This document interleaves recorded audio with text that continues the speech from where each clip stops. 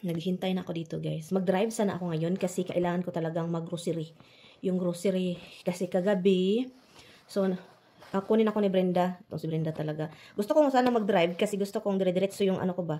Kasi kapag makauwi ako dito sa bahay, ang problema kasi ayaw ko nang lumabas. At alam nyo naman ako, taong bahay po ako. So, kapag nasa bahay na ako, ayaw ko nang lumabas. So, naghintay ako dito kay Brenda. At kasi kagabi, nag-defrost kami ng chicken. Naghanap si Tami and hindi niya makita. May nakita akong isang ziploc bag na frozen. At alam niyo naman na palagi kami nag-grocery ni Tami for the dog, no? At sabi niya sa akin, wala na namang manok. Kasi ang bilis talaga. Ang bilis ng mga asong ito. Gusto nila ng manok. So pagkatapos niyan, naisip ko bukas off niya. So kailangan kong bumili ngayon. Kasi ayaw kong mag-grocery bukas siya. Kasi kapag manok ang bibilhin, marami ang bilhin yan. May mga extra pa, no? So, first time po natin dito sa Bapit. May magagalit na naman kasi sinabi ko Bapit. Buffet. Oh, di ba? So, dito muna tayo guys. Kakain tayo, no? Dinala kami dito ni Lloyd. At first time namin dito si Lloyd pang ilang beses na masarap ang pagkain nila guys. At ang daming seafood. Ang saya-saya ni Inday Miri. Alam nyo naman ako no, naugkaon mas Inday Miri. Daghan kay seafood guys. Grabe guys. Matulaling ka na lang kung talagang hindi ka malakas kumain. Pilde. Kasi nga ang malaki ng bayaran dito guys. No? So, dapat talaga yung kainan dito is talagang mabilisan. Meron kami ditong kasama, hindi kasama, yung katabi sa table ba? Grabe talaga guys. Masasabi namin guys, pinaka worth it yung binayaran niya guys. Ano to? Akala ko pag tingin ko sa camera, bakit may dugo? Dapat pala pag magpunta dito guys, dapat gutom. Hindi kumain kahapon, hindi kumain ngayong araw, ganun. Pagdating doon na hindi na maluluyan at matutumba na, ganun ba, mahimatay na. Hindi na, wala nang ganang kumain. Anyway, so dapat talagang gutom ka dito pag pupunta guys. Kasi ito round 1 pa ito, no? Kunti lang yung nilagay ko guys. At alkansi talaga kami, no? Pero in fairness sa mga pagkain nila guys, masasarap naman guys. At also, ang pinakamasaya talaga dito is maraming seafood, no? Iba't ibang klaseng luto. May shrimp na hindi hinihimas, hindi nililinis. Ganun ba? Kayo na maglinis guys. Ito yung pinakaano talaga kontra. Masarap siyang kainin guys pero talagang kailangan mong mag-spend ng time sa pag-ano. I think isa ito sa mga tactic na parang matagalan ka ba na naglalagot ka na, lumalabas ka na kasi talagang sa kakalinis ng shrimp, no? Meron din dito silang mga crabs at iba't ibang klaseng lutong crabs. Merong pa crispy, kainin mo na lang. Round 2 tayo guys. Sana naman talagang next time talaga banatan ko to ba. So, pangatlong na po namin ito guys, round. Natikman ko na yun. Nakatikim ka na nito? Yep. Masarap yan. Ano yan? Turbot? Anong tawag? Ha? Alin yung anuhin mo? Kuha tayo nito isa. Isa-isa tayo.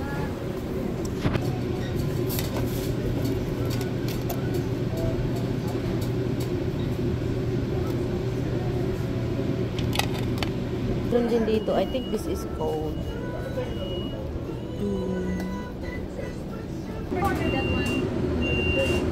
On the table? Oh, okay. Can I order here or no? Can I have two ketchup ramen? Which one? Huh? Which one? Ano, kuha ka ng plato, be. Para mag-ano tayo. Maglanlan tayo nito. Kuha naman ako ng American. Tara.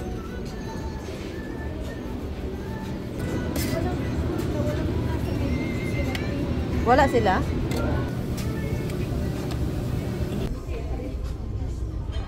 Ito na yung nakuha ko sa round 3 guys, no? Sana next time talaga guys, magpunta kami dito na talagang walang kinain, wala talaga, no? Yung talagang mahimatay na kami dito para maraming makain. Kasi talagang, konti lang yung nakain namin, kita nyo naman yan sa plato namin, no? So, ganyan talaga yung buhay kapag mga maliliit na tao. Charot, feeling ako maliit guys. Pero ang dali-dali talaga naming mabusog, no? Kaming tatlo para kaming mga tsunga, no? Nagpunta sa buffet pero ang dali mabusog.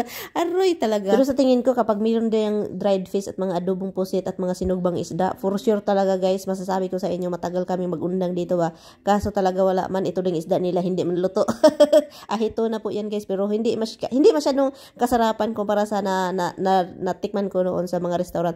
But anyway, bayaran time. Dito lang muna tayo, no? Salamat sa time mga kaibigons. So andito na kami sa misis, no? Meron lang kaming hinahanap. Ako actually, sinamahan lang ako nitong dalawa.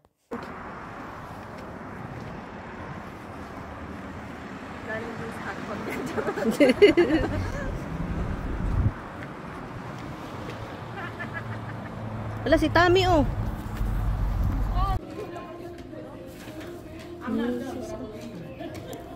B. Cute. Ang cute naman ito. Pang cellphone lang ba? Wallet.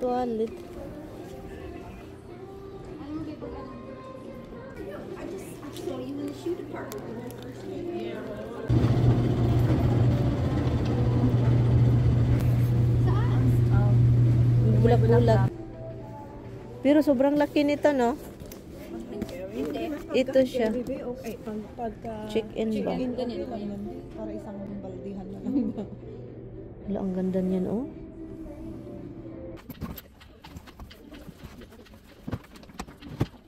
Ano ba, ganun? Hala, perfect to sa atin, B. Hindi makita pa, ah. Bakit parang ang tataas, ang hahaba masyado? Yeah. We're dancing, sure.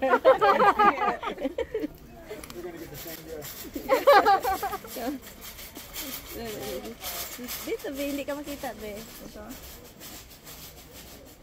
So, yun lang guys. Madali lang talaga yung namin, hangout naming tatlo, no? Kumain lang kami, nakita nyo sa previous vlog. Yun lang naman talaga yung pig namin kain. And then, pauwi na kami dito. Pagkatapos, nag-grocery kami, konting grocery lang. And so, kaya yun guys, hapunan, no? So, kaya kailangan na nating umalis at pauwi ng bahay kasi meron tayong alagang aso. And then yun, may mga trabaho yung mga tao bukas. Ganun lang. Oy, busy yung mga tao. Kailangan pahinga na maaga. Hi guys, bahay na po si Indamirian guys.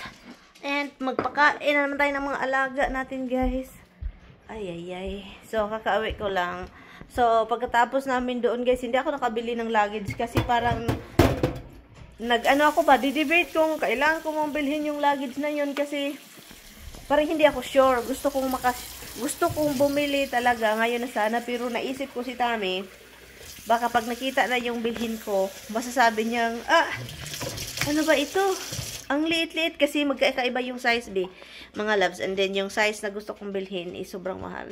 So, kaya gusto kong i-sure na andun siya. So, sabi ko, next time na lang, malayo pa man yung April. So, yun siya. So, kaya, nagpunta na lang kami sa grocery store. Bumili ako ng salad na naman kasi, kailangan natin mag-salad. And then, bumili din ako ng maraming manok para sa aking mga alaga, guys. Alam nyo naman yung mga alaga natin, no? Bumili ako ng chicken to cook. Ilagay natin yan sa oven.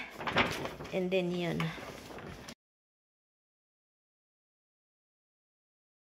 What are you doing? Usually friend.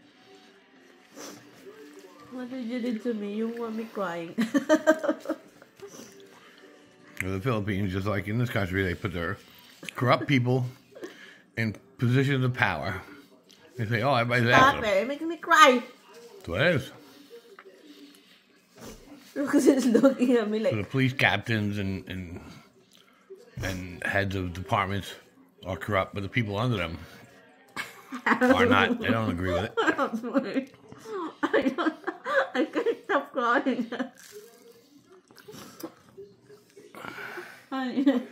It's looking at me. It's sad, right? It's disgraceful is what it is. But we're going to need the whole country to go up in arms and go after these people. We're going to need a civil war in the Philippines. You know, he is a lawyer. So, galing po ako na garden, no? At ayaw ko sanang kumain ito kasi ang arte ko ba yan, no? Hindi man ako kain ng bulad. Hindi ako kumakain ng bulad. So, dahil hindi ako kumakain ng bulad, bumibili ako ng maraming bulad. So, ngayon, lulutuin na natin yung bulad. So, ang baho-baho talaga nito. Ayaw ko sana talagang kumain nito kasi ang baho. Grabe. What did you say, Lami? Hindi talaga ito masarap, pero wala man akong choice kasi hindi man ako binilhan ni Afam ng ulam. So, magbinulad-bulad na ng taan nino. Daing, hindi to dilisi. Hindi ko nga kilala eh. Ayaw ko talaga nito, guys. Ang pangit ng baho. Charot to eh. Magalit na naman yun dyan ang mga gigahertz. Naglinis ako sa bahay ni Afam, sa paligid kasi maganda ang panahon. And then ito lang yung kakainin ko. Ay, mabuti pang mauwi na lang kung Pilipinas. Kakain ako ng udlot skarlang. No? Ito talagang Afam ko eh. Wala dyan talagang ba. Hindi man lang nahihiya sa akin. Wala man akong ulam. Ayaw ko talaga nito as in nababahuan ako gid eh. Pero yun, wala man ako choice eh. Kailangan ko man talagang lanito. Lanin. Suka. Sarap.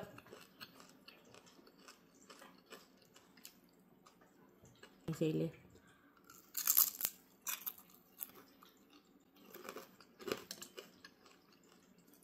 It's really good.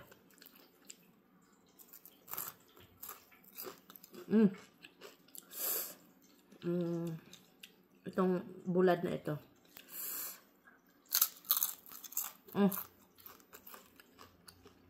Ang rice sobrang sarap.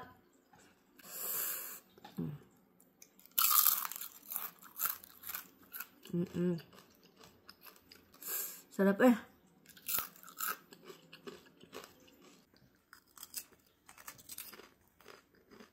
Sarap mag-garden.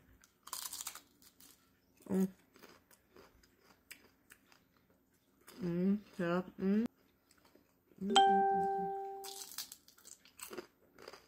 Medyo crunchy yung